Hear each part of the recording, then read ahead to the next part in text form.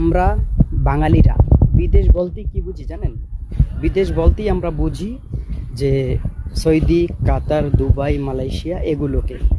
আসলে দেখেন, এগুলোর থেকে সেম প্রাইসে আপনি যে দেশগুলোতে যেতে পারবেন সেখানে আপনার স্যালারিও বেশি এবং সুযোগ সুবিধাও বেশি। দেখেন, সৌদি, কাতার, দুবাই, মালয়েশিয়াতে কিন্তু আপনার প্রচুর পরিমাণ বাঙালি আছে।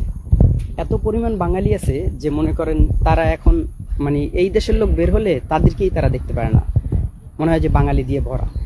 এখন এই দেশে যদি আপনি আসেন, এই দেশে আসলে তারা এখন আপনার অলরেডি বাঙালিদেরকে মিসকিন বলে। আপনার সৌদি, দুবাই, কাতার সম্মান তো করেই না, একেবারেই না।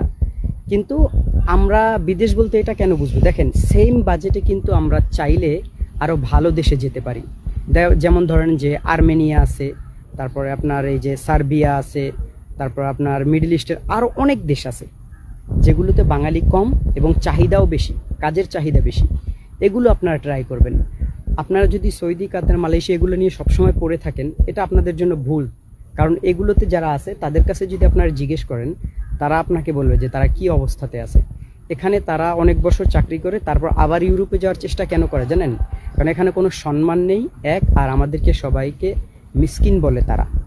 তাই আমরা অবশ্যই ব্যতিক্রম কোনো দেশ আমরা আমাদের পছন্দের তালিকায় রাখি।